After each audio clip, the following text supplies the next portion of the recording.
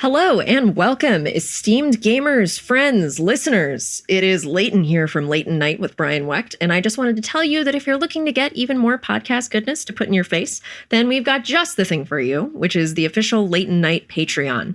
We have several tiers where you can get access to recommendation lists for every episode, listen to Patreon-exclusive mini-sodes, get into the super awesome fan Discord, and watch videos like Brian's songwriting process for jingles on the show, or me taking apart and cleaning my mechanical keyboards. It's really fun and cool, and we super appreciate your support. It's neat. We would love to see you there. Without any further ado, here's the episode. Enjoy. Love you. Bye.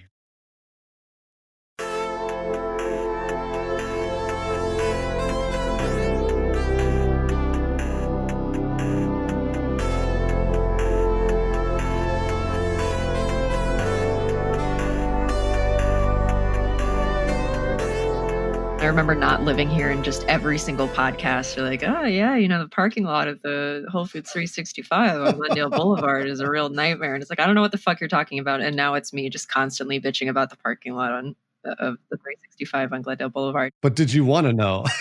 Is really, I didn't want to know. No. There's a character, I think it's Horatio Sands does on Comedy Bang Bang, who every so often, where 90% of it is directions in LA. So he'll be like, all right, well, you got to go down Gower until you get to Santa Monica. Make sure you turn left on Santa Monica, stay in the right lane so you can go on Cahuenga, whatever. Like it's these very, very detailed Los Angeles driving instructions, which before I moved here, I was like, whatever. This isn't funny. Yeah. And now I'm like, this is the best. I totally get it. Have you guys seen the sketch on SNL, the Californians? The Californians, yes. Yeah. I feel like that one's more funny just because of nobody can keep their shit together. Like in terms of maybe the most people breaking simultaneously in a sketch and consistently. Really brings me joy. I don't feel like you have a California accent, Bruce. You don't sound Californian to me. That's good. I can turn that on and off. I'll say like a lot sometimes. I just happen to say like. And again, I was born in the Valley, in the San Fernando Valley, which is the home of the Valley Girl accent. Like, oh my gosh. I knew so many people that grew up with that accent. And I didn't know it was a thing until I left. Right. Same thing for me with Jersey. Yeah. Like, oh, yeah. I haven't lived in Jersey since I was 18. But if I watch old home movies and stuff, I'm like, oh my God, my parents have such thick accents. It's crazy. Mm-hmm. But of course, you never know it. Yeah, until you have the point of reference. I'm from North Carolina and my mom is from Jersey and very Jersey. My dad isn't super Southern, but his side of the family is very Southern. And so it combined to make me sound like I'm from California, apparently. You do? Yes. Yeah, that's what everybody says. It doesn't feel like a compliment. You are absolutely right. It does not feel like a compliment when somebody's like, oh yeah, like I could tell that you were from, Los Angeles or whatever. And I was like, is that a good thing? Yeah, like when I took a public speaking class in college, like, I'll say I do it professionally. Sometimes I'm good at public speaking, but like the professor would... Yes, you're very good at it. Thank you. Would literally take points off of every single thing, just like writing down like -10 vocal fry. It's like... What? That's what I sound like. That's just your voice. Yeah. I'm sorry. Do you want me to do like a monotone? I can do a monotone. We can just do... Oh, that's unfair. Was he harsher towards women than men? Yes. Ah, there you go. Yeah. I mean, it was also shit with like scoring based on outfit appropriateness. What? Oh, yeah. Can't even imagine what that was like to be a woman that way. I was the same. I grew up and went to basically tiny little Christian private schools up until I was 14. Interesting. We were all graded on that stuff. So if our shirt was a little cockeyed or our pants weren't, tucked in correctly or however that was, then they would take points off of our public speaking. Wow. Like I said, I can't even imagine what it was like to be a woman. I have no idea because I thought it was hard to be, a 13-year-old boy. I'm sure it wasn't. Yeah. Public speaking class is always a wild card. I mean, as with any class where it's like an acting class or public speaking or anything where you have to prepare a thing that you were saying in front of people, it's literally always the just teeth pulling awfulness of people who are clearly not prepared to do it. Right. And so it's just a person stumbling through a monologue or just does not know the lines, does not know the paper. And it's just I'm going to die. I have to sit through 10 more minutes of this. And then it's 20 people afterwards. I can't do this. Yeah. I remember it was one semester in high school was public speaking. And I went to a small, private, non-religious day school. And I remember the thing I chose to speak about was I demonstrated the diffraction pattern of a laser and derived where the various maxima, if you shine a laser through a diffraction grate, you get a bunch of dots. This is going to put me to sleep right now. Yeah. Yeah, I think it's important to point out that this is one of the few Leighton nights we're actually recording at night. And so I'm drinking, just up top. Oh, that's awesome. It is awesome. Well, wait, where's my drink? I'm just going to White Claw or something. Yeah, the ultimate chill guy drink, a White Claw. I turned on some mood lighting in my garage. It feels very nice. And yeah, I like it at night. So are you sitting in just pitch black darkness? Yes, except for one light. I am drinking a decaf Earl Grey tea, but I double bagged it. So get ready. Wow. Yeah. Oh, Isn't there caffeine still in the decaf? I'm sure there's some amount. I mean, they can't take it totally out. You're going to be up all night, Brian. You're going to be up Yes. all night. All night. Yeah. talking about lasers or whatever the fuck you just said. It's a diffraction pattern of a lake. Come on. Before my public speaking project, I demonstrated a physics thing and I was like, huh? And everyone was just like, what? And I don't care. I mean, Yeah. you sound way, way smarter than me. But also, I would have been asleep in the audience. Yeah. Well, the cool part, and honestly, the best part of it was I went to the physics teacher and I was like, can I have this laser? And he was like, yeah, okay. Oh, cool. And he just gave a Wow. 16-year-old a fucking laser, All right. which, All right. I was not going to be going around robbing banks with it or whatever. I was a pretty chill kid. And by chill, I mean very, very nerdy. So I think he trusted me to not do anything untoward, but still, it's like a, lab grade laser for experiments and stuff. Brian, gun to your head. You actually have to rob a bank with a laser. What do you do? I think I use it as a bludgeon and just take a bunch of people out. I've always wanted to use a laser to do something cool, but I don't think that there really are any applications to use a laser that you can buy. Because there was one time I bought a laser. I used to work on a television network called G4. Yeah. And it was kind of a nerdy television show, so we got to do nerdy stuff. And I bought a laser that the thing that it could do was get so hot that it could pop balloons. Well, that's cool. And this made me so excited because I was like, oh my gosh, like this is finally a laser that could do something cool, right? And I got the whole stunt set up. I had it all ready to go for live television. And right before it aired, I was telling the host, like, all you do, point the laser at the balloon and it'll pop. And we pointed the laser at the balloon and we held it there for, I want to say 45 seconds, a minute. And nothing happened. And I had spent like $300 on this laser. And I was like, I was like, the one fucking time I wanted. So ever since then, I've been looking for a laser to do something cool. And I haven't found one yet. This is something that I feel like not a lot of people know about light. Did you know that light exerts pressure on things? No. Yeah, no, I didn't know. Yeah. So photons have energy and momentum, and then thus they can exert a pressure on things. So you can actually take a powerful enough laser and like push stuff around with it, small stuff.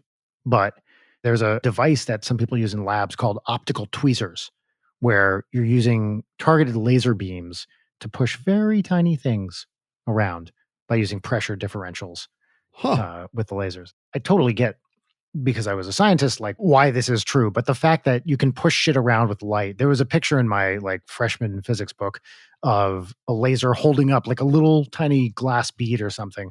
Still blows my mind that that's a thing. That's really cool. Yeah, what would you push around with a laser? What would you do?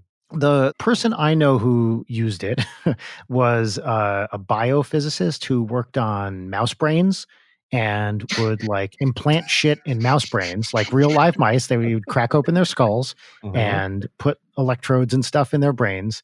And I think use the optical tweezers to move stuff around in there. Wow. Yeah, pretty rad, right? So you could just have a little army of rats at your beck and call with your laser? Yes. I never actually saw the lab setup, but as I understood it, they would put little electrodes in the mouse brains and try to trigger different parts of the brain to influence the behavior of the mouse. That's a nightmare. It was like Ant-Man, but it was Mouse Man. You could control a bunch of mice. Yes, that's exactly right. That's really neat. Okay, the cooler guy I knew in grad school. Oh, cooler than Mouse Man? Cooler than Rat Man. Well, get ready. Got to take Sipping my tea first. Hold on. It's the most badass sentence you could possibly say. Oh, that is a perfectly brewed Earl Grey tea. Fuck. So I knew a guy who was in a neurology lab or a neural net lab, and a lot of those guys work on lobsters because lobsters have very big neurons. And I think this is a pretty common experiment. They would take basically a lobster, cut it open, and create an artificial neuron, and like route the lobster's nerve signals through their little artificial neuron, which was like a circuit board or something. I don't know what the fuck it was. And then they would do experiments that way. And at the end of the day, they would eat the lobsters. Wow. Cyber lobster. Oh, Yep. Wait, so everything that the lobster would feel would go through the circuit board? I don't know about everything, but certain neural pathways, like it would come down one nerve, and then rather than go through the neuron in the lobster, it would go through some kind of circuit or whatever that they set up outside the lobster and then back in. Wow. That way they could do experiments on it. That's fucked up. If the lobsters gain sentience because we started doing that and they come after us, we deserve it. Yeah. From what I hear, lobsters are like ancient beings that can live a very, very long time, right? I think they're pretty old. Yeah, I forget exactly how old. But the fact that they have like macroscopically large neurons was always interesting to me. Huh. Yeah. I hope I'm not misremembering that. Now I got to look this up. And instead, we put rubber bands on their claws and they race across the floor, and then we boil them alive and use them as a vessel to consume melted butter. I always thought that boiling a lobster alive was horrible. Mm-hmm. That's just a terrible thing that we could do. But I had heard that was apparently the more humane way to kill a lobster. Is that true? That can't be right. I heard you were supposed to take a knife and like stab it through the brain. Okay. All right. Yeah, that makes more sense. It's a fucking zombie. No, Yeah. that makes more sense because then you just kill it outright and then put it in the pot. All right. So I'm reading this right now. Apparently, crabs and lobsters have only about 100,000 neurons compared with 100 billion in most like mammals, Oh, wow. which is very interesting. So it doesn't say about the size. Dude, I wish I had fewer neurons. I'd Yeah, take like too. 5. I don't need the rest of them. Love to think less. Yeah, I'd love to feel less. Wouldn't that be great? Yeah, I want the opposite of the Daft Punk song, Better, Harder, Faster, Stronger. Just dumber, dumber, dumber, dumber. Worse, softer, slower. Duller, slower. Yeah. So you had a lobster man and a rat man as friends. Yeah. What were you? What man were you? I was math man, baby. Oh, man. Yeah, I did particle physics, but I was a theorist, not an experimentalist. So I would just do weird math all the time. I had the moral high ground, but not any cool equipment. My cool equipment was a fucking whiteboard. So when I first started working on that, it was just like my third year of grad school. I went to UCSD. So most of the buildings at UCSD, because it's Southern California, are outdoor hallways. You know what I mean? Like you can get into most of the rooms from the outside. Yeah. But there were certain rooms that were in the inside of the building and had no windows.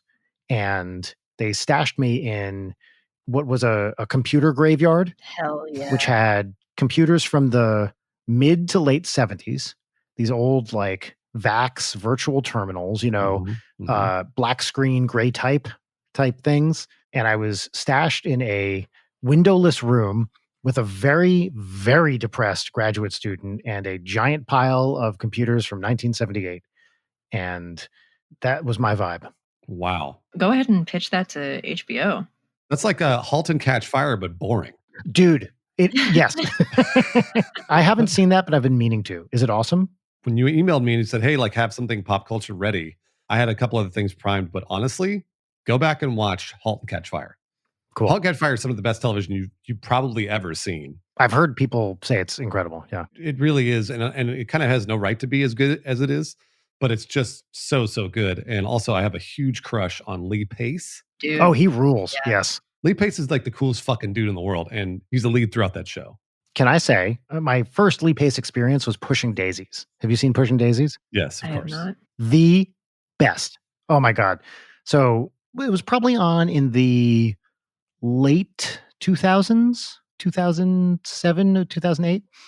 So the idea is Lee Pace is the main character. I can't remember his name, but I can't remember how or why he gets this. He has a power that he can reanimate dead things.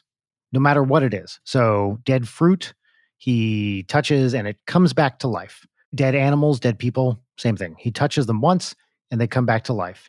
However, if he touches it twice, it dies. Right. And so one of the driving engines of this show is the woman he loves dies and he brings her back to life, but he can never touch her again. See, that's some like fan fiction level trope that I'm into. It's a great concept. Yeah. And it had a really great performance also by Kristen Chenoweth, Yeah. Oh, wow. who I just love. And she was great. So he's a baker in the show. He makes pies, I believe. Yeah. It's kind of like a magical realism sort of vibe. I think, was it like a Barry Sonnenfeld thing or something like that? Either that or was it Brian Fuller? Oh, yes. It was. I think it was Brian Fuller. Yeah. Was it Brian?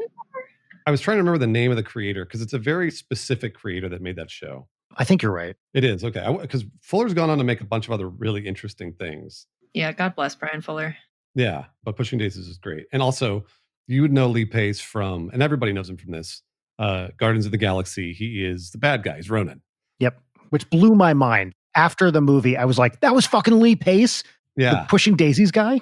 And that's what I said, because when I walked out of the movie, I was like, why did I like Ronan so much? And I looked up, I was like, oh my gosh, it's Lee Pace. Anyway, he's the lead in *Halt and Catch Fire*, and he's just awesome. He's like a Broadway dude too, I think, right? I believe so, yeah. I thought he was like a classically trained singer and all those. He's a handsome bastard for sure. Oh, man, he's such a handsome bastard. Wow, and he's aging well too. Fuck. Yeah, I'm literally looking at pictures. I'm upset. His middle name is Grinner. That's I very didn't interesting. know that. That's fun. Wow. Did you guys watch NBC Hannibal? I watched the first season, but it was a long time ago. Loved it. Yeah, fair enough. I have not. It is the perfect amount of popcorn TV. Like, it's gory, it's extremely fucky, it's ridiculous. Wait, what does fucky mean? Like sexy, or like fucked up? It's like the fuckiest murder show. I still don't understand what you mean by fucky.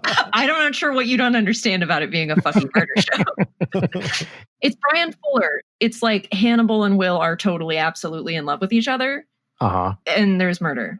I'm still not getting what fucky means in this context. Like, it's very horny? Is that what you mean? It's very horny is what I'm saying. Okay. It's very horny. The food is beautiful. Everything's very lush. Gillian Anderson's in it, and she's just like a beautiful older therapist. Like, whoo. No, she's the best. Yeah, just like everyone's great. Hugh Dancy, fucking Mads Mikkelsen is amazing. Like, great Hannibal. You know what? Speaking of Hannibal, I'm just ping-ponging around. Who cares? It's a Tuesday night. You guys have seen Michael Mann's Manhunter, right? Of course. You know what? I have not. It's very good. It's the first Hannibal Lecter movie with Brian Cox as Hannibal.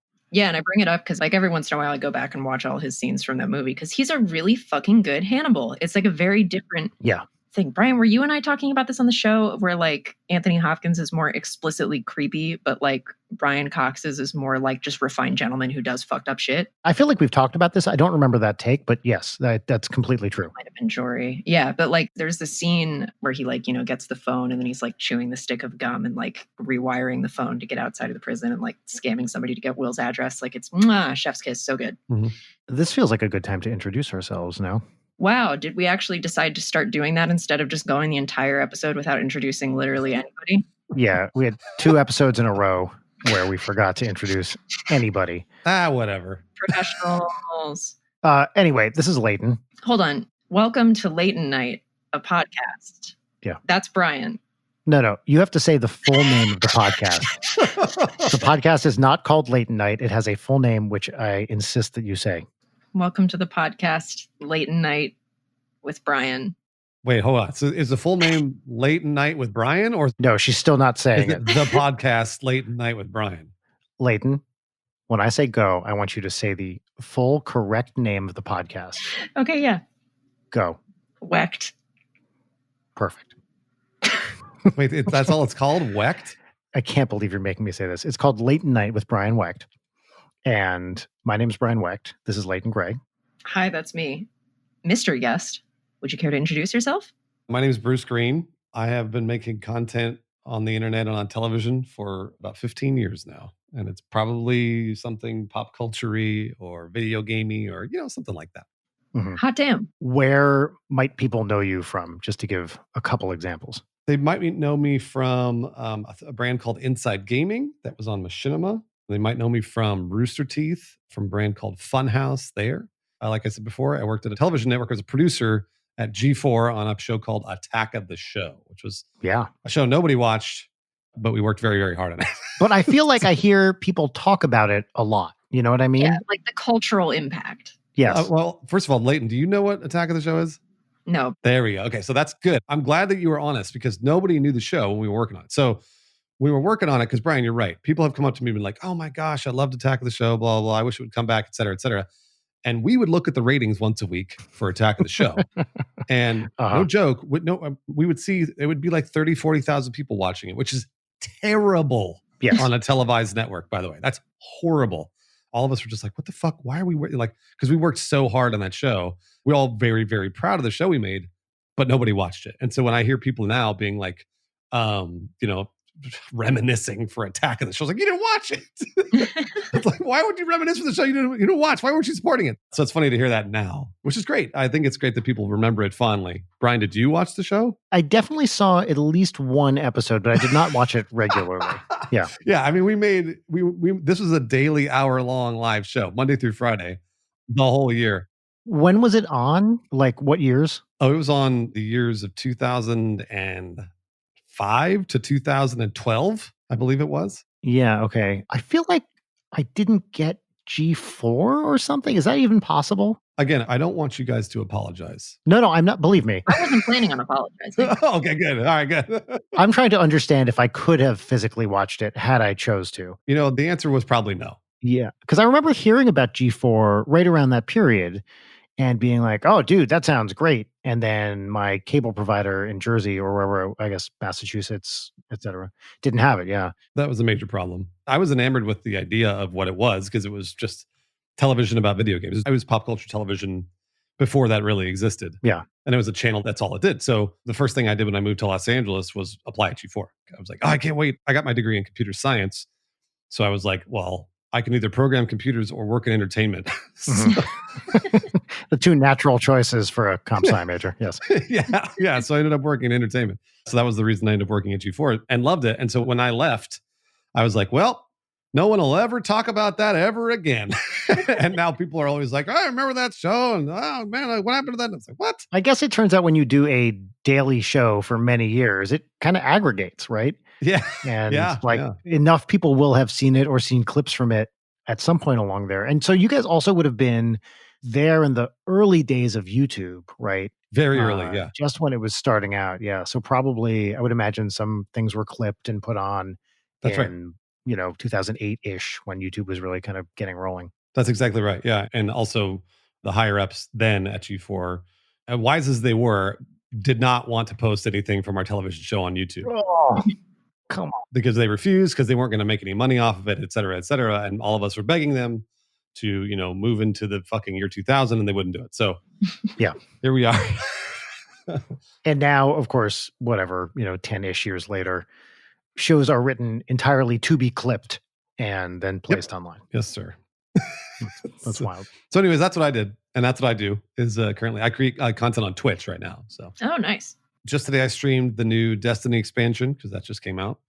And then this week is probably one of the biggest weeks for video games in the last 7 years. New consoles. So do you have any of them coming?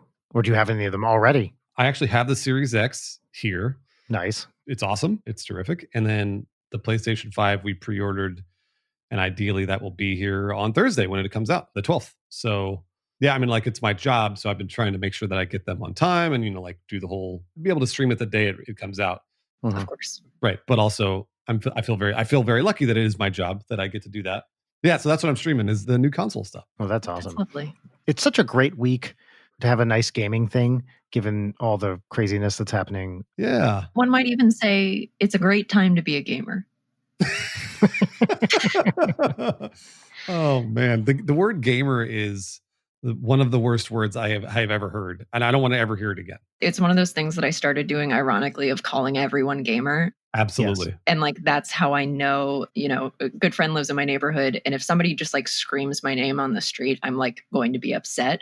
But now we just yell gamer and instantly know. It's a great gender neutral, collective term. You see a group of people. It's okay, look at those gamers. Especially if it's a bunch of old women. Oh, yeah. Yes. Yeah. You know what I realized was a gender neutral term the other day? Your Majesty. I like that. Yeah, you're right. Work that one in when you go to the dentist. Like, It's the ultimate like cool guy move to look at someone and call them your majesty in a public place because you sound like nothing but a consummate asshole. I was going to say, you only sound sarcastic when you say that. Absolutely. Because somebody's like, hey, can you write your name on the list? Your Majesty. Your majesty. Yeah. I'm imagining that little curtsy where you put the foot behind you and you're like topping your cap. Right. Yeah, that seems really insulting. That seems like a great way to get punched in the face. I was thinking about this too. Another one that I don't think anyone can say and not seem like a complete jerk is friendo. Thanks, friendo. Yeah. That's only from No Country for Old Men, right? Yes, and also in the first season of the Fargo TV show, Stephen Root uses it as, I think, a slight homage because, it like liberally samples from all these Coen Brothers movies. And that's definitely from that. Wow, Coen Brothers Tasting Flight. It's the best. Have you been watching season 4, either of you? I have. I'm like 4 or 5 episodes in. Leighton, what about you? Are you caught up? I watched like the first 4 episodes like years and years and years ago, but I have a friend who's super into it. And now I'm going to get peer pressured into watching it, which I'm fine with because everybody says it's great. Season 4, I only have watched the first episode so far, and it was real slow, like real slow. It doesn't speed up. Is it noticeably worse than the other seasons? Because I love those first 3 seasons. I think they're all great. I do love the other seasons as well. Yeah, this is, in my opinion, the worst season. It's not bad television. Yeah. It's not like great television. It's like the other seasons are fantastic television, and this is sort of, it's cool. It's cool. Noah Hawley, the creator, Yes, is fantastic, and he brings a lot of style to what he does. But I've noticed he's been getting a little more masturbatory with his stuff. He also did Legion. I don't know if you guys watched Legion. I watched the first season and really liked it. Yeah, me too. Actually, not unlike Fargo season 4, I had to stop watching it with my wife because she was so angry at its pacing. Yeah. And how slow and weird it was. It is. And Rachel is far from a dumb person, but she does not like slow, confusing things. And that's my wheelhouse. That's glowing praise for your wife. Yes. So Legion, at least I haven't seen the last 2 seasons, but that first season there's a lot of like throw you in the deep end and hope you can catch up, which I thought was great, but was intensely frustrating to her.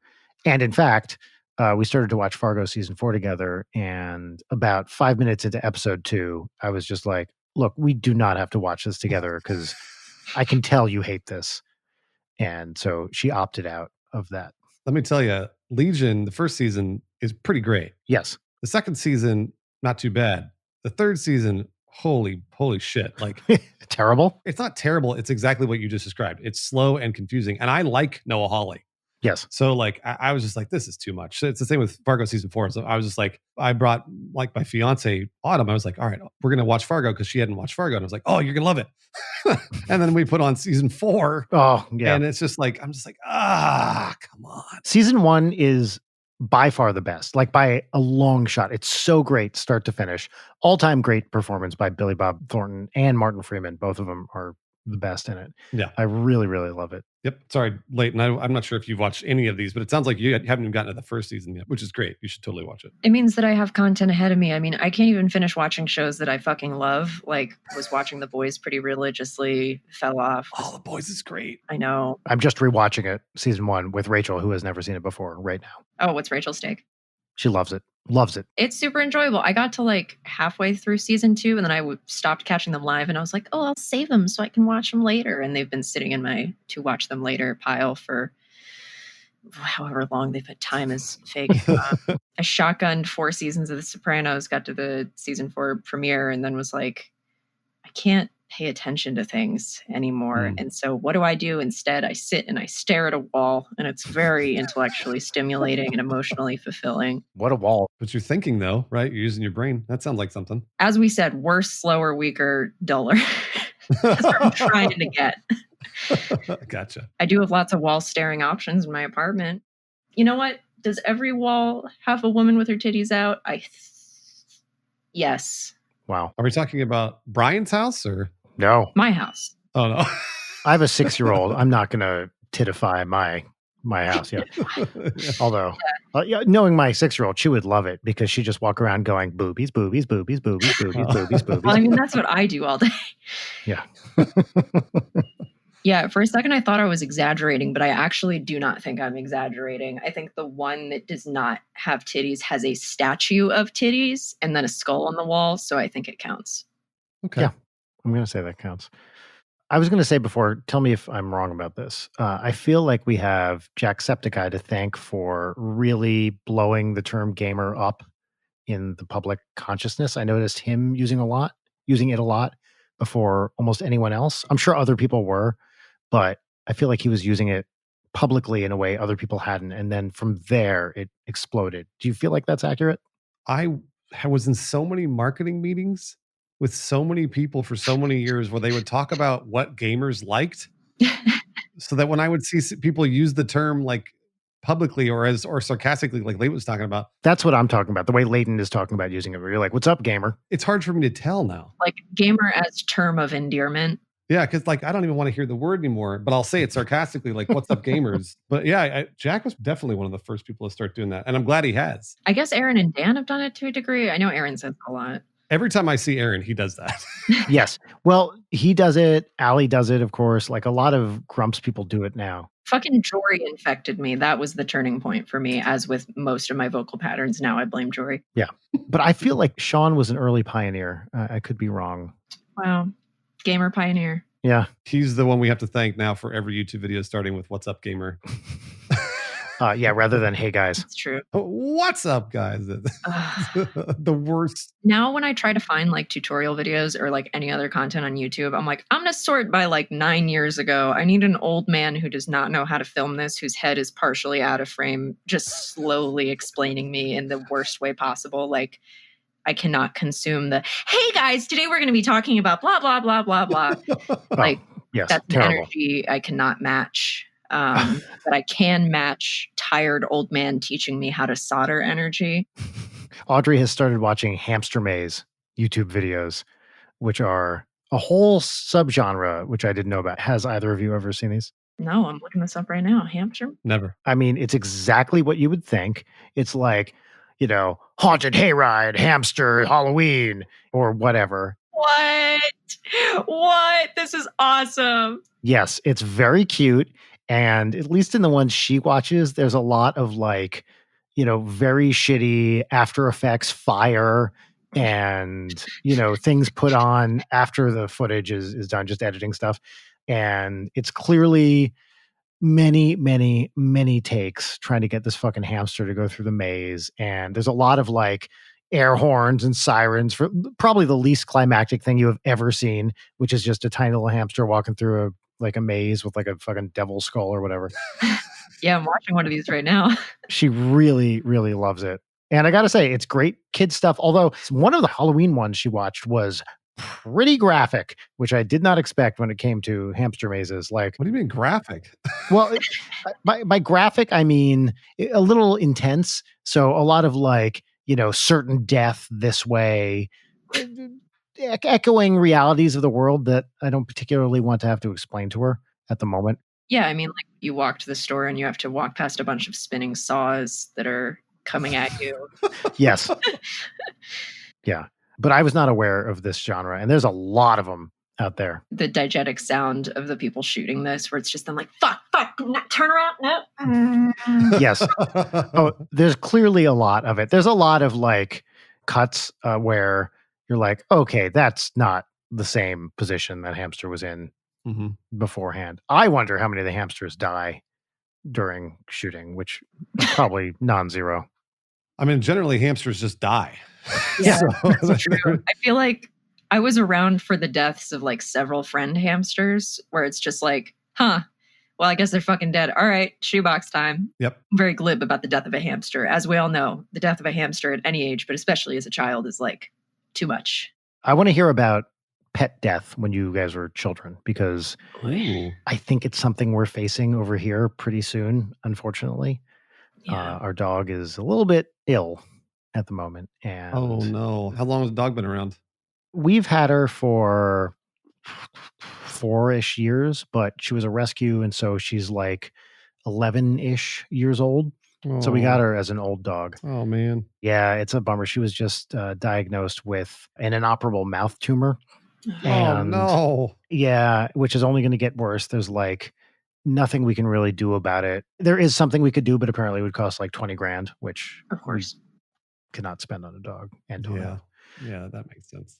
and also now she's having spinal problems. Like all this shit just happened in a week. So Fuck. I think, unfortunately, and we told Audrey, the dog is sick, which is very apparent because she's not walking straight and not eating and stuff.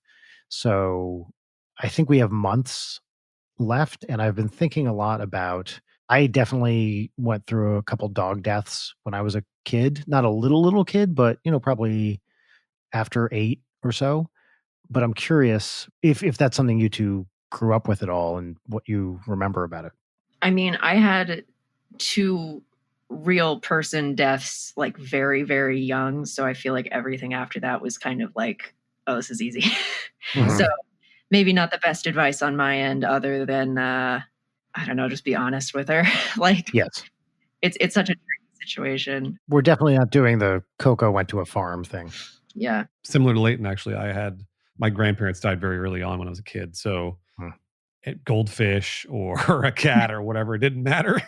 And actually, my parents they were always really honest with me. A good example is Santa Claus. Mhm. I love telling this story because, and again, whatever you think of their parenting styles, I actually really love them as parents, but they were always very honest and transparent with me, even if they knew it was going to make me sad. Mhm. My grandma used to keep trying to get me to believe in Santa Claus. So she would give me presents that said from Santa, and it would say to Bruce. And I was like 4, 3, whatever. And I remember distinctly, well, it was like definitely like Malcolm in the Middle, like a comedy, because I grabbed the present and it said from Santa on it. And I was old enough to go from Santa. And I looked up at my dad and my mom, both of them standing next to each other. And they both looked me right in the eye and just shook their heads silently. And then I looked back down at the present and I went, thanks, Grandma. Like that. And I remember my grandma getting really upset because she was like, why don't you let him believe in Santa Claus? And they're like, because Santa's not real and we don't want him to be devastated when they finds out he's not real. This is a thing. I've heard about other people suffering through this. I have no memory of this. Apparently, the story my parents told me was that when I was 2, I was like, is Santa real? And my mom, not wanting to lie to me, said, nope. And that was that. That was it. Yeah. So, but I have heard multiple stories from friends or on like podcasts and stuff of kids being traumatized by the fact that their parents had been lying to them for years, for all of their lives about Santa. And I think it doesn't break that way all the time or even most of the time, but it's definitely a thing. Yeah. Yeah. It's also just like the risk versus reward of like, congratulations, you now believe that a man is going to home invade you to leave you gifts and also eat your food. And also is like watching you all the time. So good luck having that like mental hypervigilance of like, oh, I better not do anything bad. Otherwise Santa's not going to bring me a fucking Nintendo. I hate that. Like, so with Audrey, we do the Santa thing, but we absolutely do not tie it to behavior because fuck that. Like that just feels punitive and terrible. Like, also realistically, if she behaves badly, which is a logical possibility that happens very frequently, we're not going to like not give her Christmas presents. Come on. Why even threaten that with happening if you have no follow through? Well, it's like you should only be better so you can get a reward, not you should be better for the sake of being better.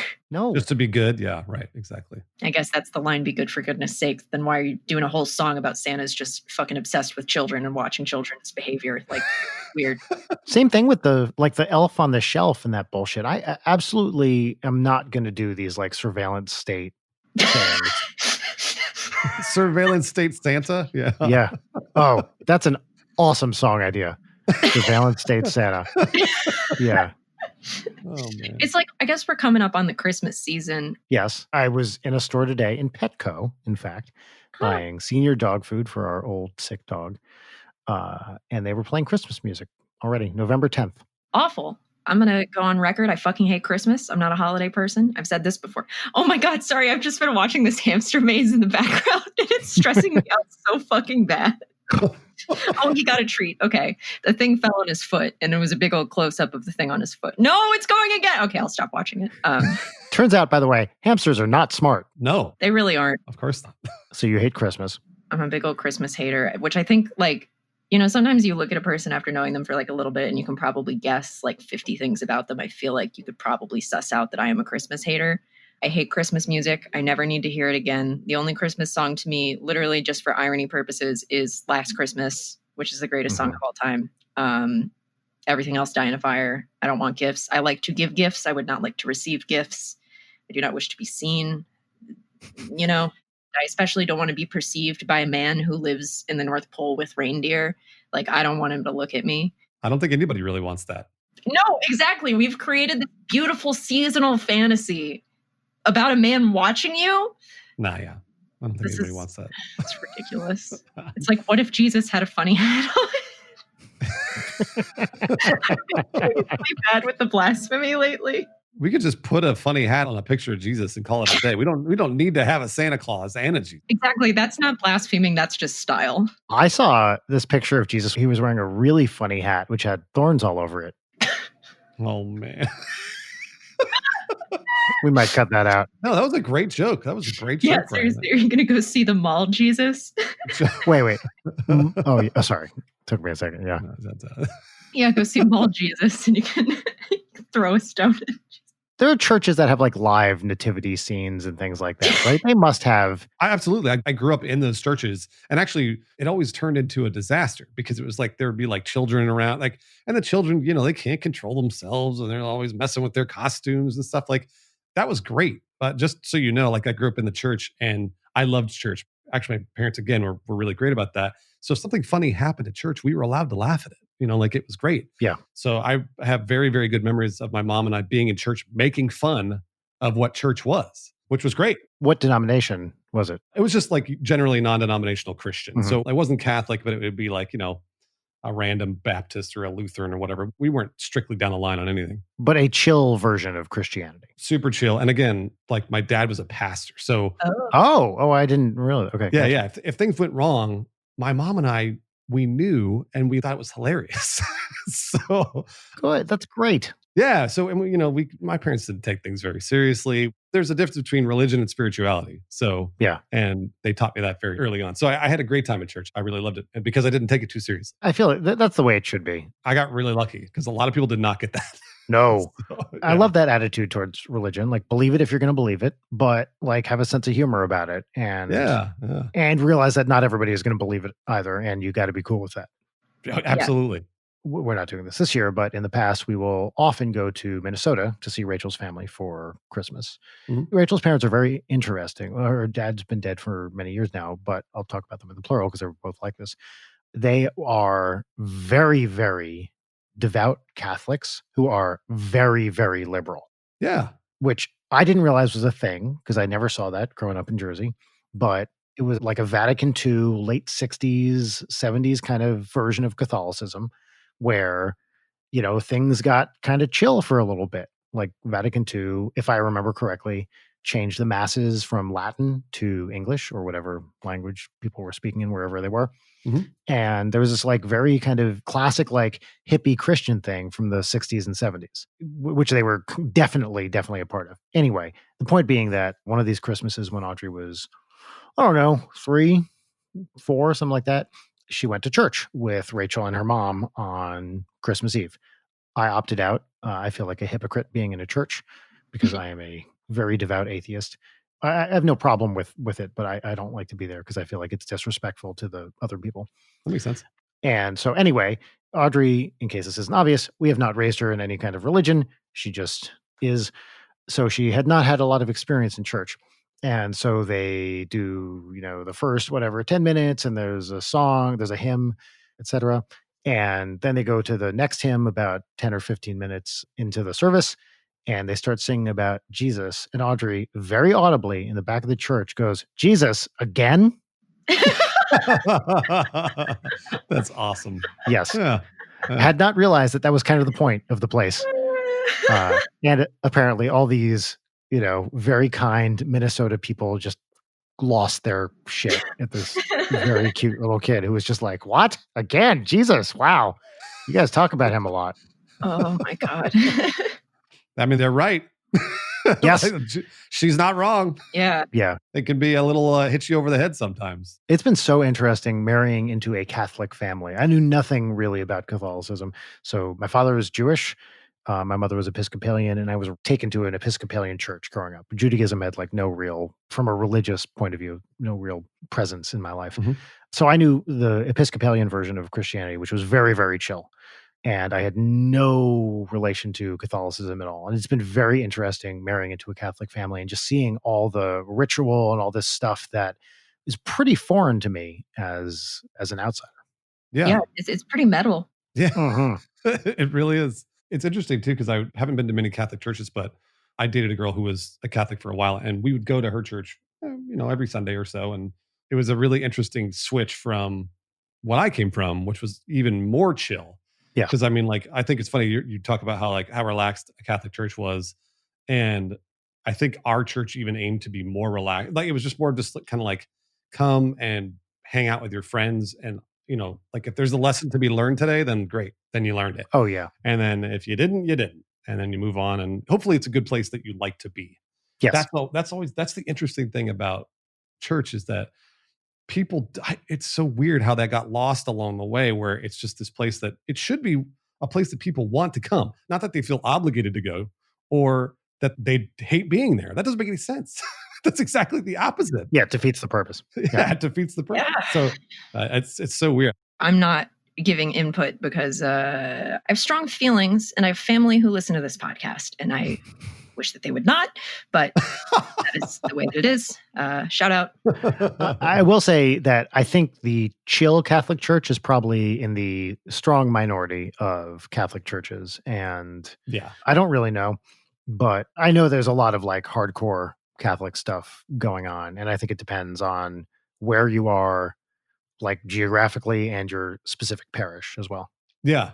Just recently, I just looked this up because I thought I had read this, but most recent Pope supports same-sex civil unions, which is great. I saw something about that. Yeah. Yeah. And that's one of those things where I was like, yeah, I'm glad that that's progressing. Yeah, it's like this should have been a thing. Yeah. Yeah. At some point, please, I hope they let Catholic priests get married. It seems so counterproductive to not let priests get married, like in so many other forms of Christianity. It is such an interesting thing, isn't it? Yeah. Again, my dad was a pastor. He was married. And so to me, that was completely off the wall crazy. Yeah. That you had to remain celibate and stuff like that. It's just crazy. Oof. Totally. Here's a story about marrying into a Catholic family. So I don't think I've ever told this on the podcast. When we got engaged, we were living in Boston. And we were going to get married in Rachel's, like, she had one specific priest that she wanted to marry us. So we're going to get married in a Catholic church in St. Paul, Minnesota. And by this guy who was just like a total gem of a person, wonderful, chill, liberal guy.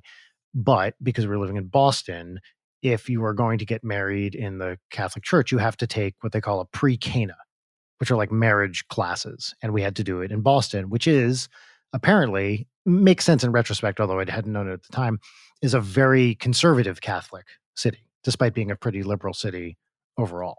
Which may, when you think about Southie and the kind of Irish Boston type of person, makes sense that it might be a little more conservative. Anyway, we found a very liberal Catholic place, like what we were told was the only liberal Catholic church in Boston, called the Paulus Center, which is right in Boston Common. And we had to take marriage classes, which, have you heard of a Pre-Cana, either of you? This is total news to me. Never. So what it is, it's the kind of thing where I was like, I can't believe we have to fucking do this. Oh my God. It's like a full weekend where you go and they're like, okay, you want to get married in a Catholic church? Here's the shit you got to talk about. Who handles the money? Like, how many kids do you want? Stuff like this, which once it started, I was like, this is the best thing I can imagine doing, because it forces you to have a conversation with your partner to talk about some stuff you may not have talked about, and just really get it out in the open. So for example, they're like, okay, talk right now about how many kids you want to have. Like, have that discussion now. And you go through this whole thing. A lot of them were like Cosmo style quizzes about marriage, and some of them were pretty stupid. But generally speaking, some of them were really, really awesome. One thing alarmed me, which was they did this exercise, I've never done this before, where they asked the couples, these were all male-female couples, because this is a Catholic church in 2007. And so the man and the woman would stand back to back, facing away from each other, and you had a red card and a green card. And they would ask you a question. You would hold up green for yes, red for no, and then you would turn around and see each other's answers. Mm-hmm. And so they asked me and Rachel and everybody, do you want 4 or more children? And I turned around and saw a green card, and I was like, what the fuck? Oh my God. And afterwards, I was like, 4 or more? And she was like, what are you talking about? I held up the red card. And I nearly had a heart attack. Wait, so what did you see? Well, either I was just wrong or she held up the other card. And I was like, we'll talk about this later. Did she see the side of it that she was looking at, which was the red card? Maybe. I don't know. It was very I was like, whoa, we're not on the same page about this. The best part about our Pre-Cana was the guy who led it was he introduced himself as one of the Catholic Church's resident sexperts. Cool. No. And his name, ready? His name was Father Dick Sparks. No. Yes, Dick Sparks.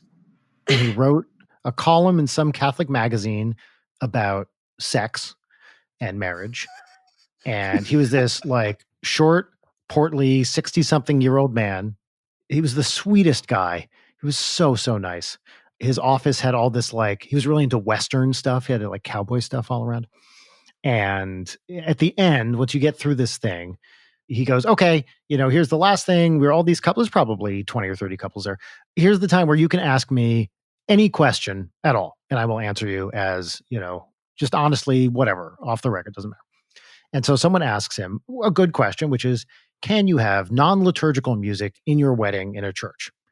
And this old, short little white guy goes, well, yeah, I mean, you'd have to, check with the priest. And for example, if the bride was really into hip hop and the groom was really into hip hop, I would think it would be okay to play some hip hop as long as it didn't have any phrases like humping or I want to punch it to you.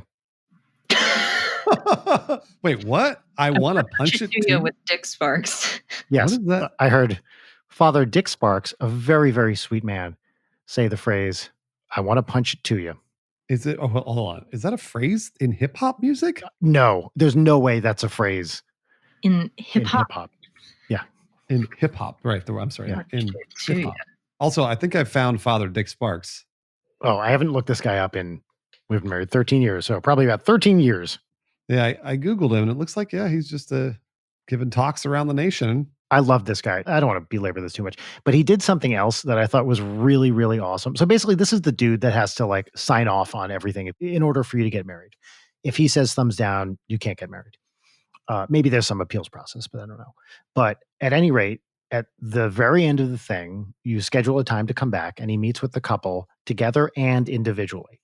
And one thing I thought was amazing was when he meets with you individually, both people, he said to me, as I'm sure he said to everybody, because I said to Rachel too, he goes, okay, now look, I need to give the okay to make this marriage go ahead. If there's any reason you don't want to get married that you can't tell your spouse, you tell me now, or I don't even need a reason. You just say, I can't do this. I can't go through with this. And I will say no. And this is your out. Get out of jail free card. If you feel like you're being pressured into this, you tell me and I will say no. That's awesome. Yeah, that's really great. Yeah. And I was like, how many people have been saved by this, by this very sweet man who just, let someone say, look, I don't want to marry this person. I am being forced into this situation. Please say no. And he would just be, okay. And that's it. I thought that was an incredible thing.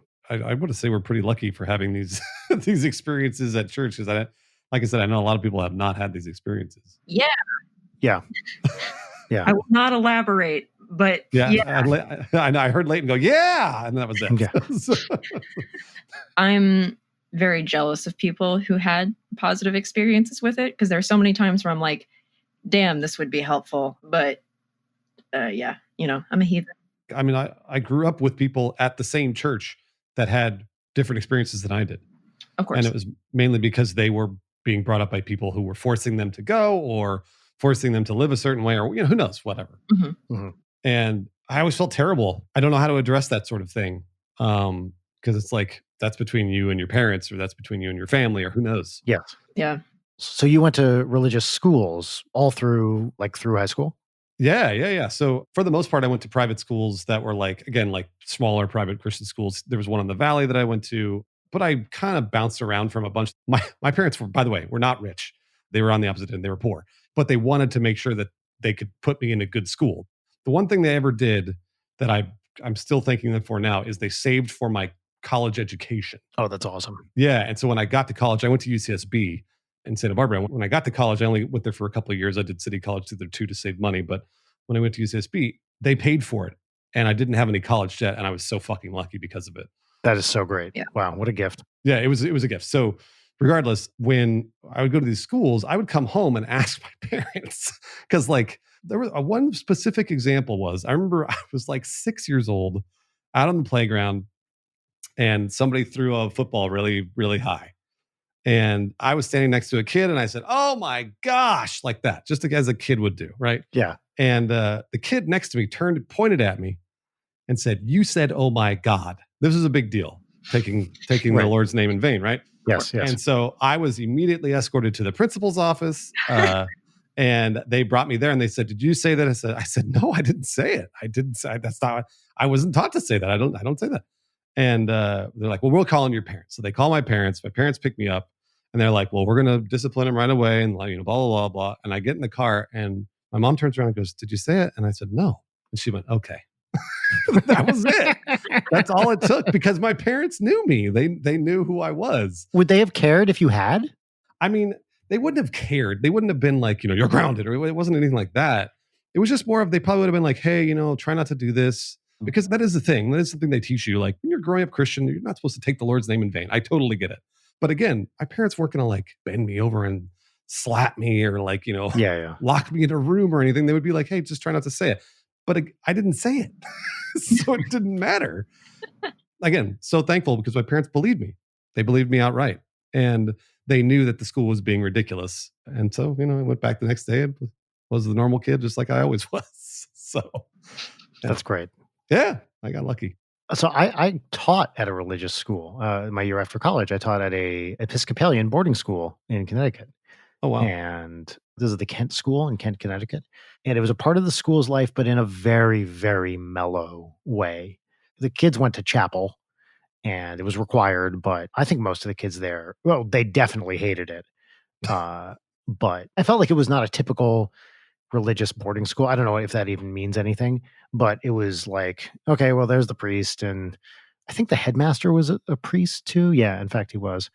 Oh, I might have to cut this out, but I'm going to tell it real quick anyway. It's the best kind of story for this show. Yeah, it is. I can't wait. No, I'm really excited. So apparently, Seth MacFarlane went to this school. Oh. And there are some pretty strong similarities between the headmaster of this school and one Peter Griffin. Whoa, really? And I was at the school when Family Guy first aired. So this is 97, 98. I forget where exactly, but I was there.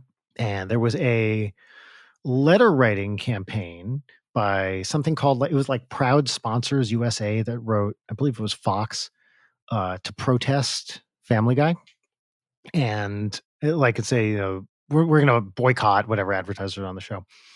And then it turned out that Proud Sponsors USA was a one-person organization consisting of this headmaster. Of course it was.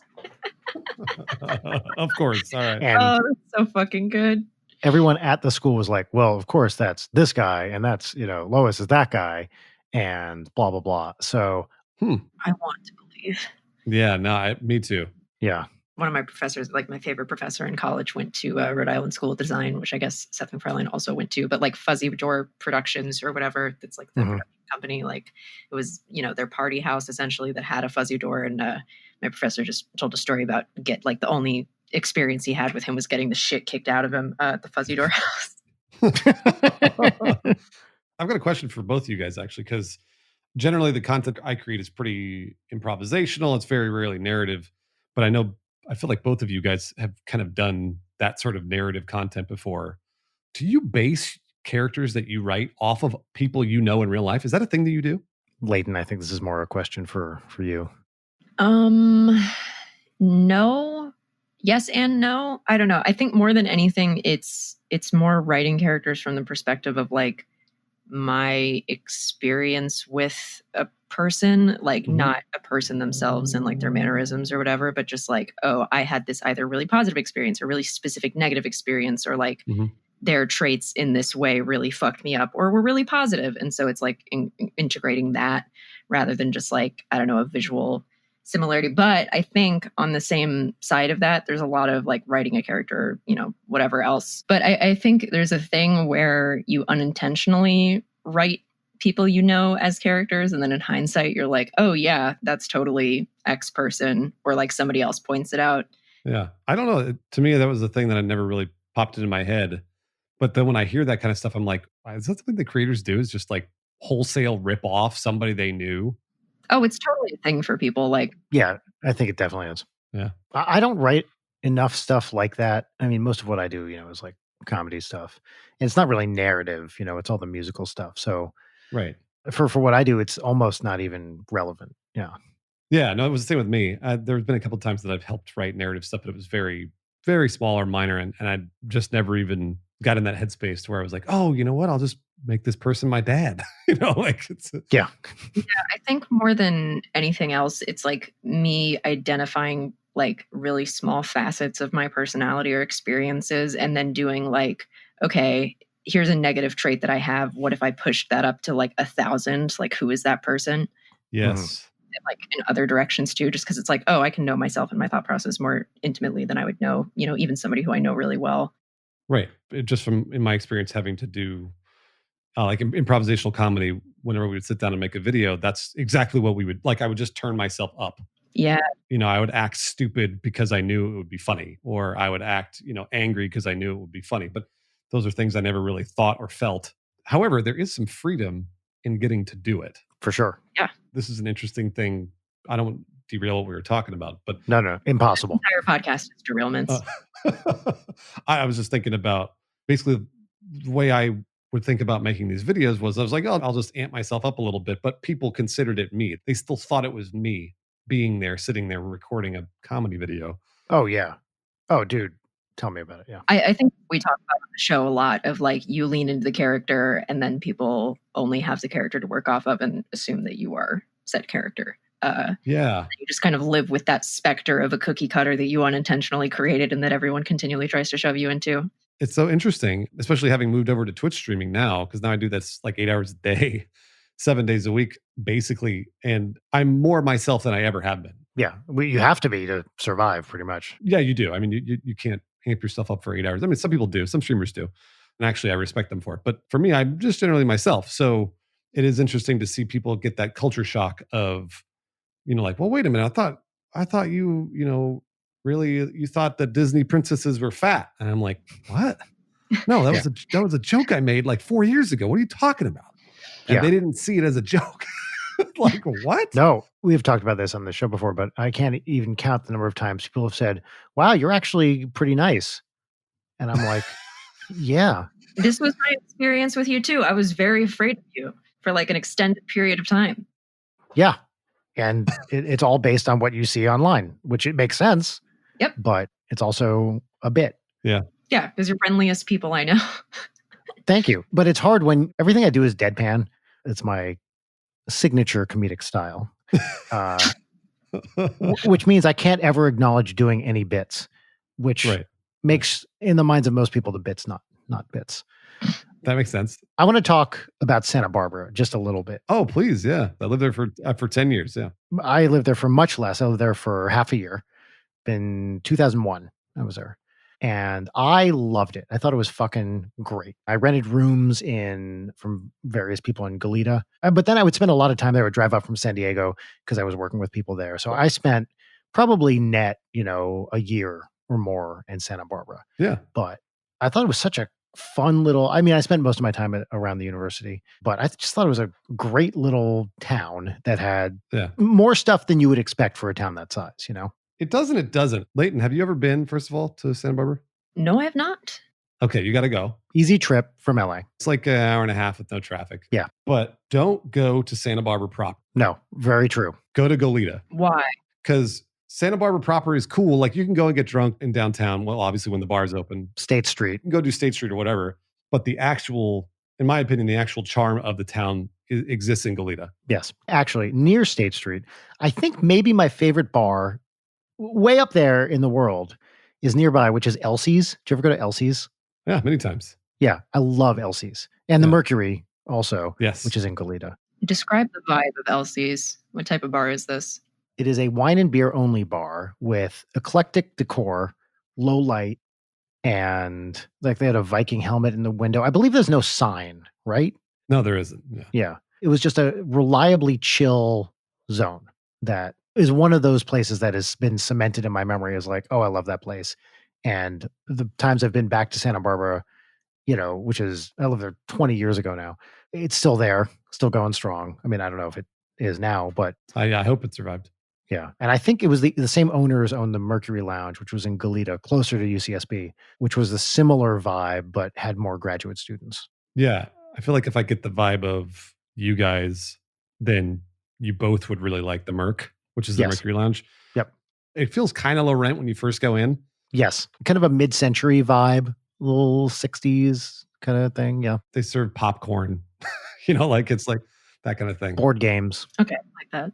It's cool. They got a fun little patio. I don't know, Brian, if you've been to the new place that owner has opened up. I believe it's the same owner, called the Imperial Lounge. No, I have not. That is also in Goleta. Hmm. This is just notes for people who are listening. Just go to these places if you end up going to around Santa Barbara, because they're just super nice local bars that are only going to have a few people in them, and it'll be a good crowd. And it's kind of actually going all the way back to when we first started the podcast. I think this may even not be on the recording, but we were talking about Los Angeles. Yeah.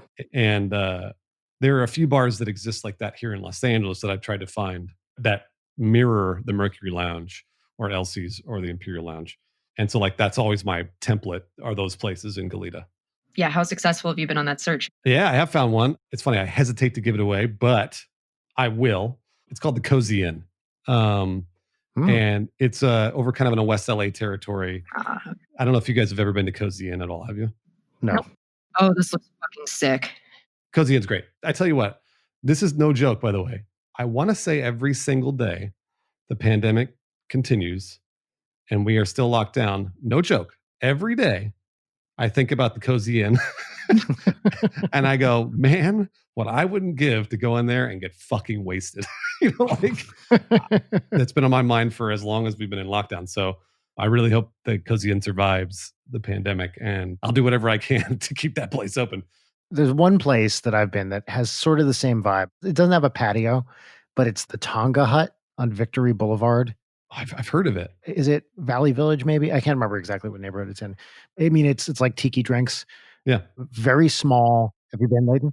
Yeah. I went, it was like after one of Brent's parties or something with Peter and Vernon. But yeah, that place is awesome. It's so great. And when it's crowded, it sucks. But if you go on a weeknight where there's only a few people there and you can get a booth, it is the best vibe. Yeah, I really, really love it. I've just been pining for anything like that because drinking at home feels like I'm an alcoholic. So I'm such a genuine agoraphobe. Like when I first moved here 3 years ago, I just didn't leave my place for 6 months because I was like, oh, if I step outside, I'm going to get hit by a car. And so it's been the slow domestication of Leighton of me being okay, fine, I'll go to a bar.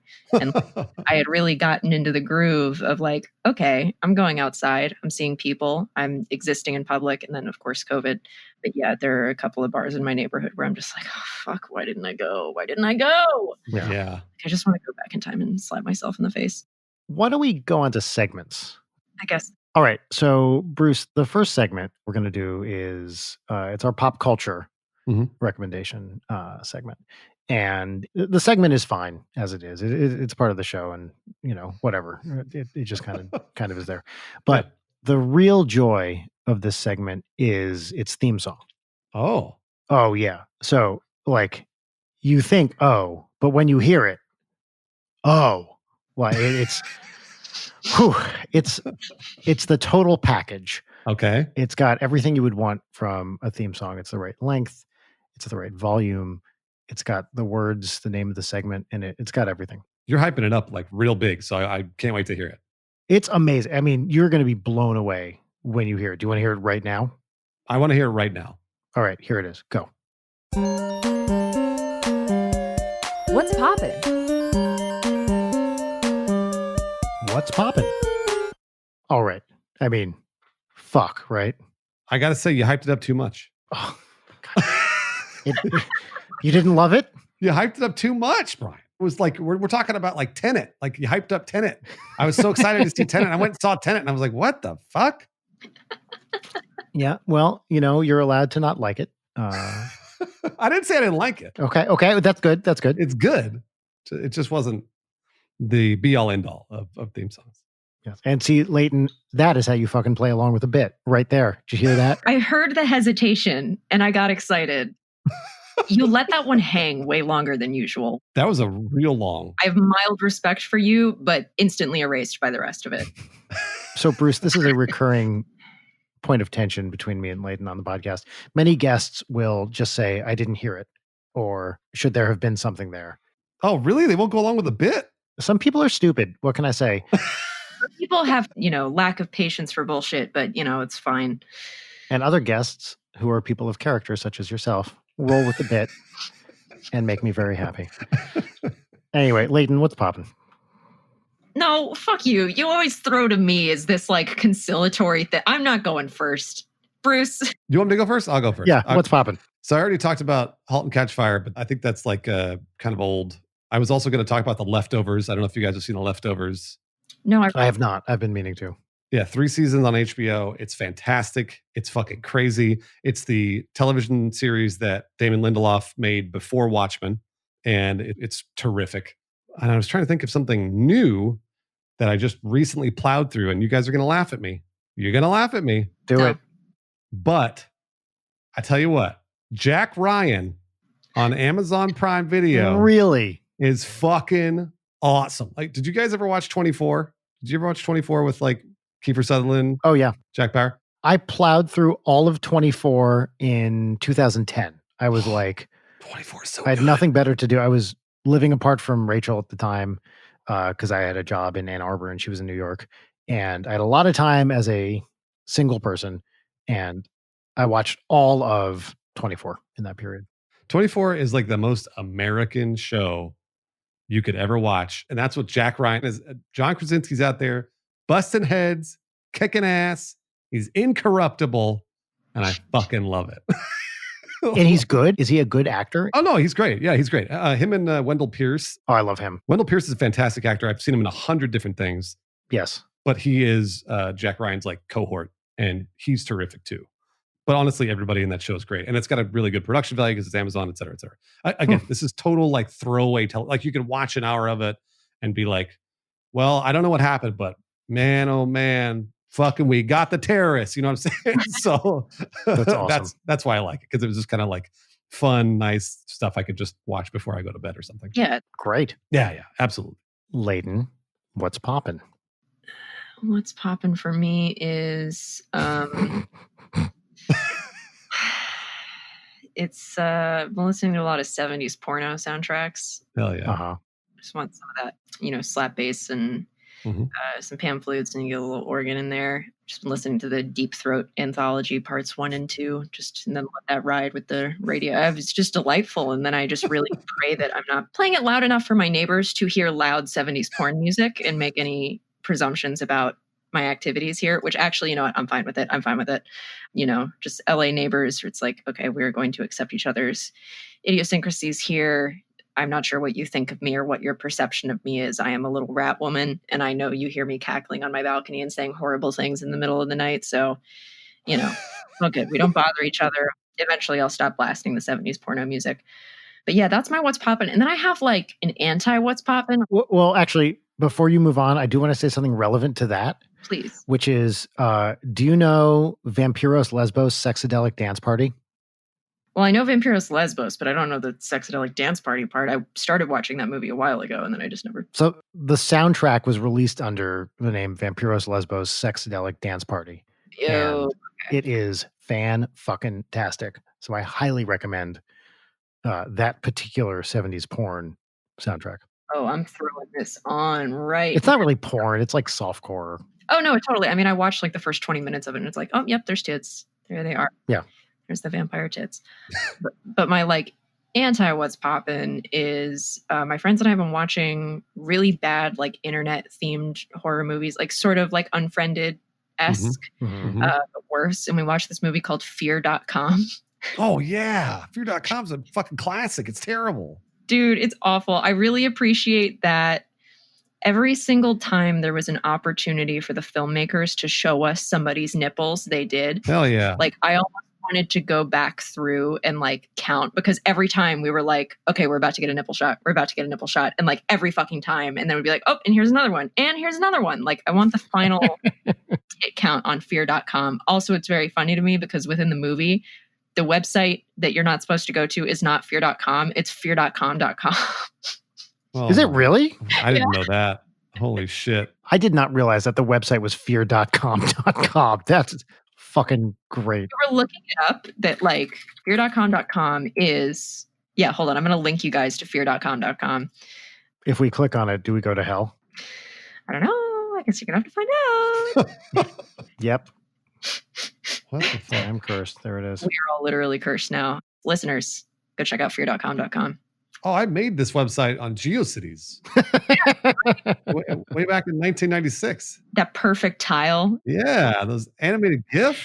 Fabulous. Anyway, so that's fear.com.com. So if you want something good, 70s porno soundtrack, if you want something very, very bad that you want to laugh at, fear.com. That's what's popping. Cool. Brian. Yes. Popping. Say it like you mean it. Brian, what's popping? There we go. What's popping for me is it's 2 albums, in fact, from the early 90s by one of my favorite sax players, Maceo Parker. He played with James Brown for a very long time. He was like the signature sax player in the James Brown band at its peak. So he has an amazing, career. He played with James Brown, Parliament Funkadelic, like all these classic funk and soul artists. And he released a bunch of albums as a band leader himself. And he's these 2 albums from 90 and 91 called Roots Revisited and Mo Roots. And they are just like warm butter all over your body when you listen to it. The playing is incredible. It's a lot of covers. He does some Ray Charles stuff. He does some Otis Redding stuff. He does Let's Get It On, for example. Sorry, that's Marvin Gaye, not Otis Redding. I don't know why I said Otis Redding. We were doing the crossword puzzle about Otis Redding earlier this morning. Yes, that's probably what I was thinking. These albums are just, everything about him is wonderful. There's a song on Mo Roots called Chicken, which I think might be a Jaco Pastorius song originally. And it just everything about it is great. I really, really recommend it. So Roots Revisited and Mo Roots, if you like jazz, it's more like soul jazz. It's not quite straight ahead jazz. There's a lot of really great horn arranging, and every time I listen to it, I just love it. He also does a really great version on Roots Revisited of Over the Rainbow, which is a song that is so played out at this point.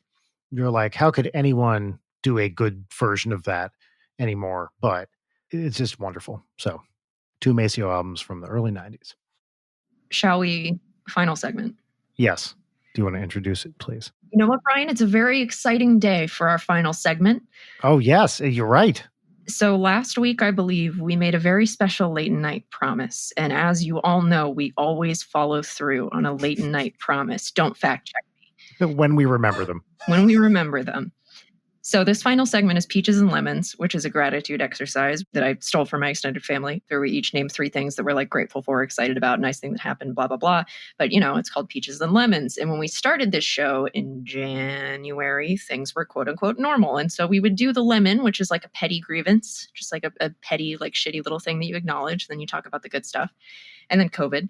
And so pretty much for the majority of this show, and we're almost 40 episodes in, which is really fucked up to me. Yeah. If not over that, counting minisodes and stuff, like we maybe did lemons for 5 of them. 5 episodes. Anyway, so last week we made the promise that if Biden won, we would leave this country. Oh. So we're going to start doing lemons again, which I'm excited about because I love to complain. Okay. All right. Well, why didn't you kick it off then? I would absolutely love to. I slammed on my desk. Peaches and lemons. Peaches and lemons. Life handed me a perfect, petty little pearl of a lemon today. Do it. I went to Starbucks to get a pumpkin spice latte because I'm a basic bitch, and that is what I do. I didn't realize it would be so good. All right, yeah. Thank you. I went, got to my little window. I bring Maybe with me, so she sits there on my lap and all that shit. And there were like 3 other cars in front of me with dogs in them, and I was like, wow, I feel seen.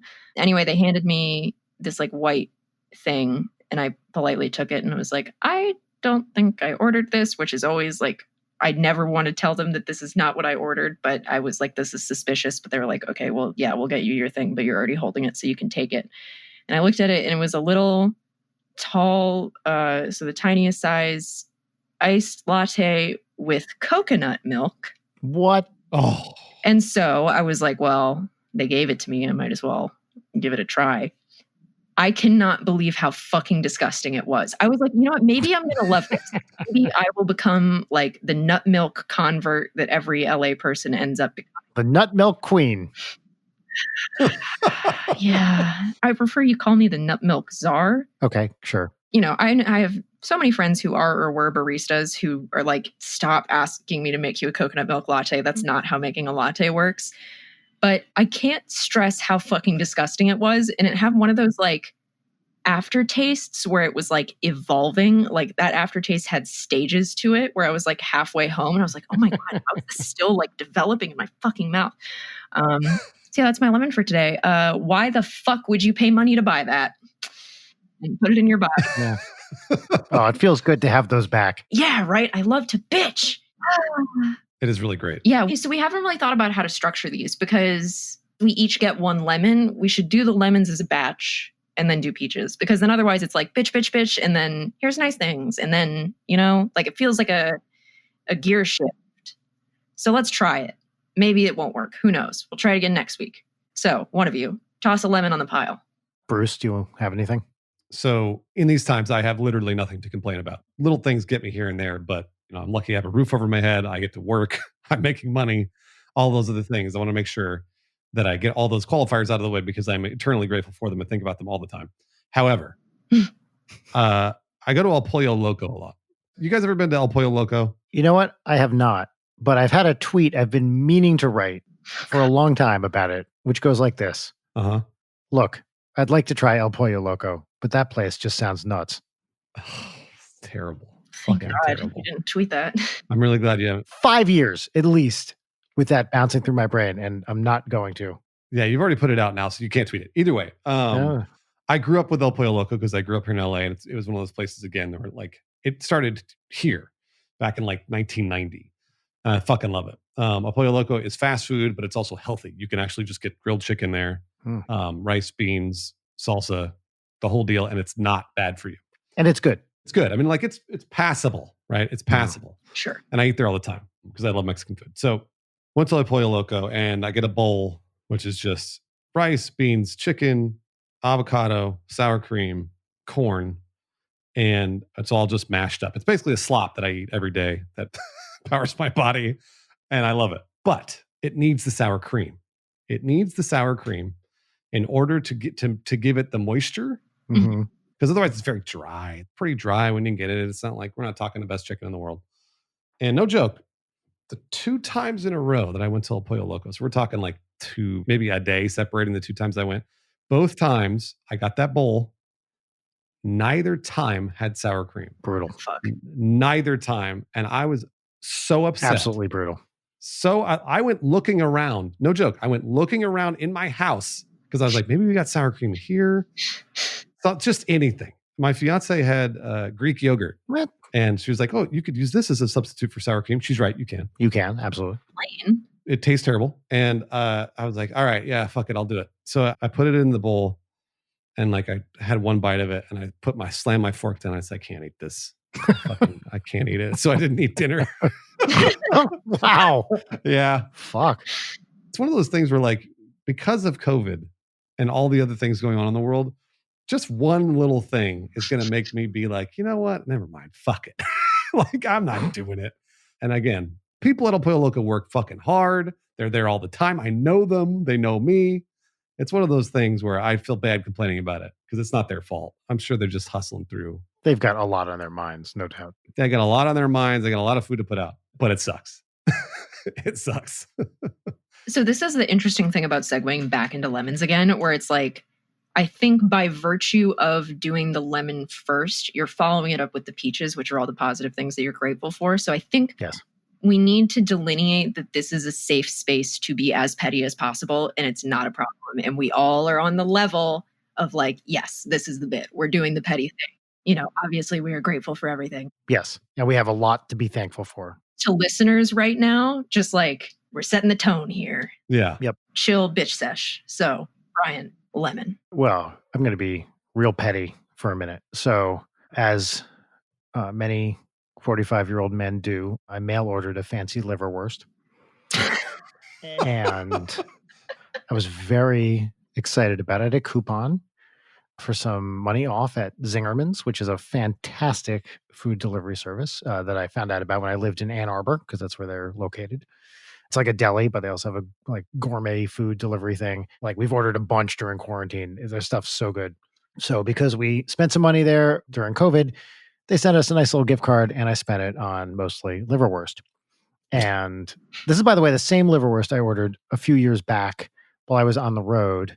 And they sent it to my house and Rachel did not open the package and it went bad. Oh, I know. So I've been lusting after this liverwurst for years. mm-hmm. And then I get it. And Rachel now uses it to feed pills to our sick dog. And look, I love the dog. I have a lot of sympathy for her plight. Mm-hmm. Do not fucking use my liverwurst.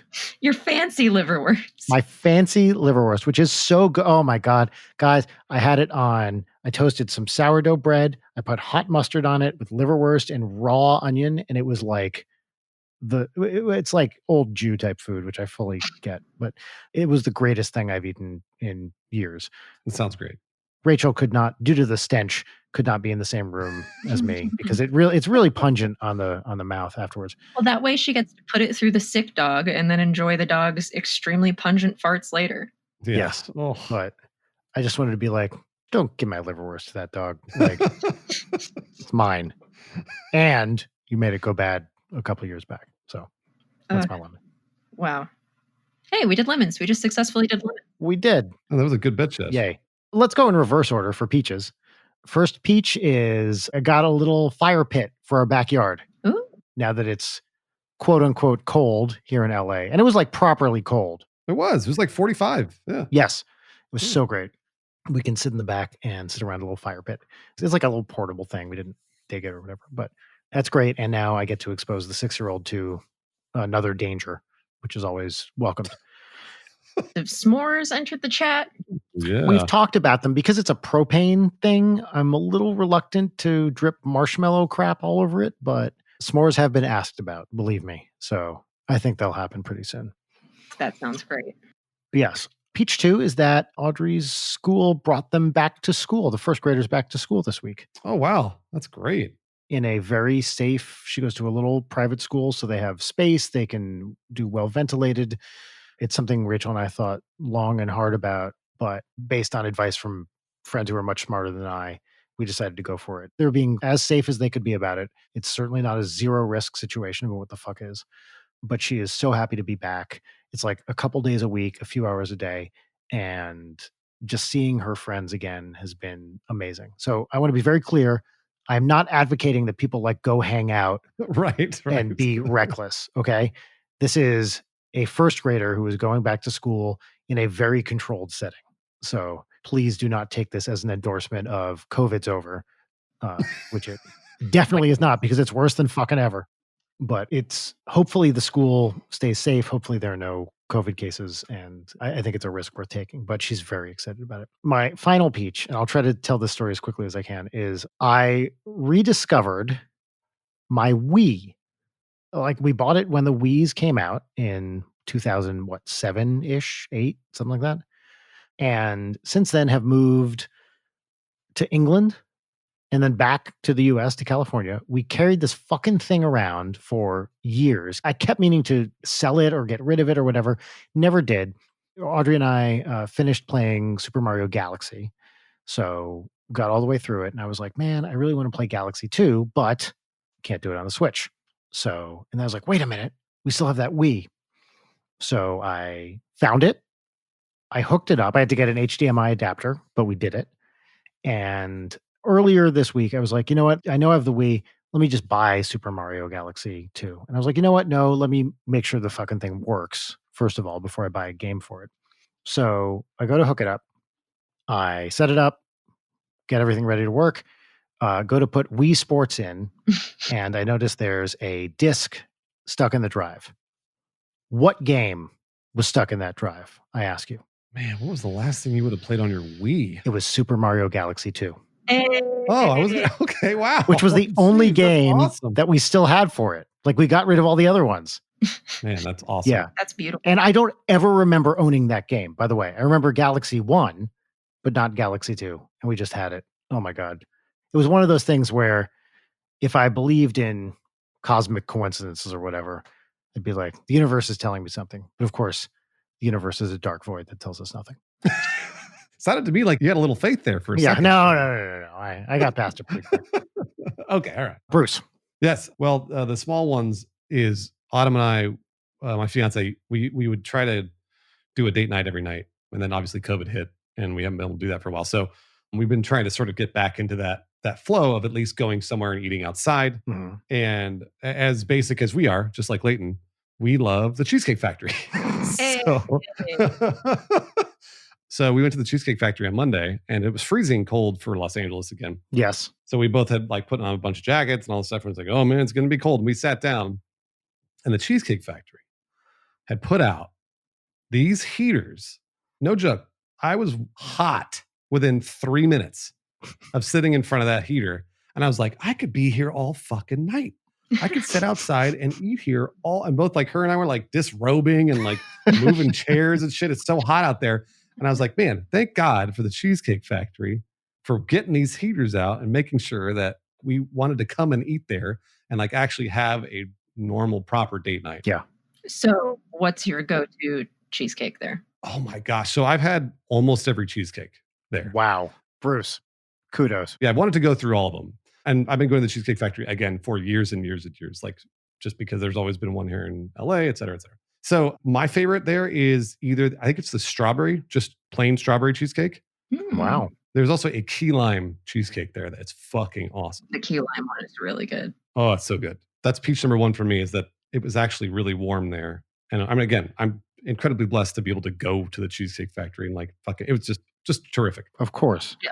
Number two is over the last year, since COVID has put everybody in their house, I have been the most blessed in terms of, because I made a big jump to go work on Twitch, which I wasn't doing before. I was working at companies with like, paychecks. And I was like, well, I'll go work for myself and then hopefully it'll work.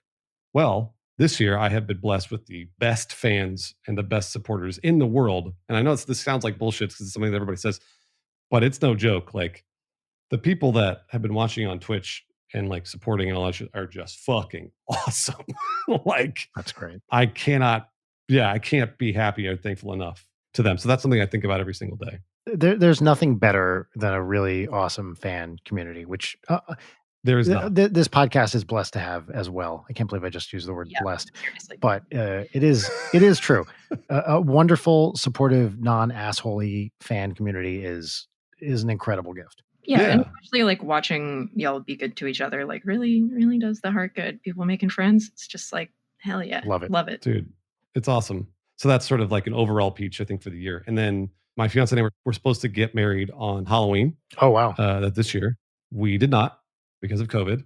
So we just set another date, which is, I think, peach number 3. It should be next March. Yes. Oh my gosh, congratulations. Thank you. It'll be a much smaller wedding. Everybody will obviously be very safe there. It'll be outside, the whole deal. But we're excited because we kind of got our hopes dashed early on this, because we had done, just like everybody else, started planning for the year in January and February, and we gave a deposit to a venue and did the whole deal, and then COVID hit. So But now you're back. but now we're back. It'll be a different wedding, but it'll be a wedding nonetheless, and I think we're both kind of getting a little tentatively excited for it. So Can you say, is it in Los Angeles or somewhere else? it'll be in Phoenix. It'll be in Arizona. Yeah, which is originally where it was supposed to be, anyways. Nice. Yeah, we didn't want to kill our family members to have them come to our wedding. No. Yeah. So No, of course. you know, Phoenix is great. I forged a bunch of ballots for Biden this week there. It was, oh, thanks, yeah. Brian. No, Thank it you. was Yeah, awesome. that was- Just kind of drove him. It wasn't a big deal. It was just like 14, 15,000, and then dropped him off. Work for Antifa this week, Yeah. oh yeah. Well, they pay me. as the real organization does. Yes, that's right. I just go to the president of Antifa and I say to them, give me that sweet green. And they pay me money from their deep, deep pockets.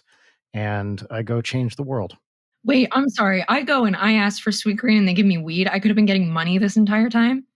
Look, I mean, I guess we all have our own relationship with the Antifa bosses. I'm going to call my Antifa union rep. What the fuck? Twist is I'm the Antifa boss. Yeah. Sorry, Layton, go ahead. Well, I just log on to antifa.com and then I put in all my info and they give me my quest.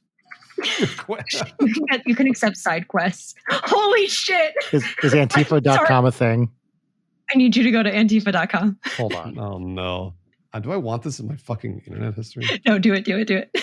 Oh my, it's Joe Biden. It redirects to Joe Biden. That rules. Wow. Really great. I never would have guessed. That's very funny, actually. Good on them. Their like online team or whatever is like pretty on it, which feels rare for Democrats, as AOC was very rightfully pointing out this week. Yeah. I remember like 2 weeks before the election, though, they were like, or maybe less than a month or something, they were like, we're going to start running YouTube ads. And it was like, oh, guys, like, anyway, whatever. I'm not going to complain about this. Layton, give us some sweet peaches. Peach number 1 is very similar in that it is LA cold now. There's a little nip in the air, which means I get to wear my fun sweaters because I love to wear a sweater that is 3 sizes too large for me and thus feel like I am wearing a Snuggie or a blanket at all times in public and it's acceptable. But more importantly, it means that maybe a Chihuahua who gets cold has to wear her little jacket when we go out. Oh. And it's a cute little jacket and it's too big for her and she hates it and she waddles around looking stylish. What a stupid bitch.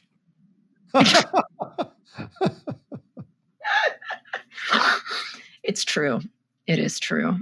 She's currently wearing that little jacket right now because it's fucking cold in my apartment. Oh, I know. I'll put pictures of it on the thing. It's a little plaid number. It's very stylish. My second peach is after we did the Witching Hour thing where I did a VJ set for that I wrote music for. A bunch of people were like, hey, I want to listen to your music. Where do I find that? And I was like, oh, I don't know. And so I'm working on like an LP that I have like 12 tracks for right now that are in various states of completion. And I've been like learning a lot more about like Ableton just in time for Ableton Live 11 to come out and me to learn a whole bunch of new shit, which I'm very excited about. But yeah, it's been fun learning a new creative thing. And I'm really happy with how things are coming along. Because like, I guess with art and with writing, you do a thing and you're like, is this good?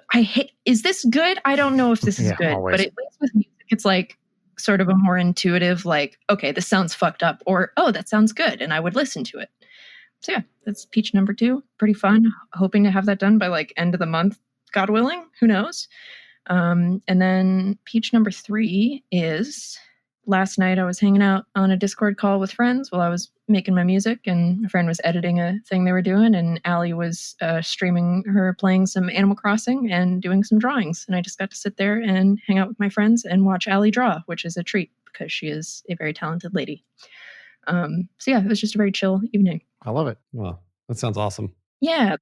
Bruce, this was awesome. Thank you so much for taking all this time to be with us tonight. Oh, are you kidding me? This is fucking great. Thanks for doing this at night, because I guess you guys don't normally do it at night. So I prefer it, to be honest. It's nice to just have the rest of the day done so we can just like hang out and do this and have fun with this rather than worry about the other stuff. I'm happy to come back anytime you guys will have me. Oh, we'd love that. This was an absolute delight. It's nice to. This is always the thing that you say in emails, like "nice to meet you," but You wait, e-meat? I thought it was e-meat. Oh man. Yep, Ah. that's where we All are. right. Is that the end of the podcast or It almost is. Where can people find you, Bruce? anywhere with my name? So Bruce Greene, E at the end of Bruce, E at the end of Greene, on Twitch, on Instagram, on YouTube, on whatever else you got. Just my name. Sweet. Any projects or things in particular that you want to point people to? Well, I stream on Twitch every single day, and that is sort of my bread and butter, and I love doing it. Like, it's one of those things where I'm like kind of pitching a bunch of large projects that people are always like, how come you don't do anything other than stream on Twitch? I'm like, fuck, I'm trying, guys. So right now, unfortunately, I have nothing to like something big to push to, but I'm still doing Twitch and I love it. Sweet. Wonderful. Well, everyone out there listening here tonight, morning, day, whenever, hope you're well and staying safe, staying warm, being careful. And I always run out of clever things to say at the end. So this is the end of the podcast. Goodbye. Bye, everybody. Bye. Late Night is produced by Brian Wecht, Leighton Gray, and Jarek Centeno. Follow us on Twitter at Leighton Night, on Instagram at Leighton_Night, or email us at leightonnight@gmail.com.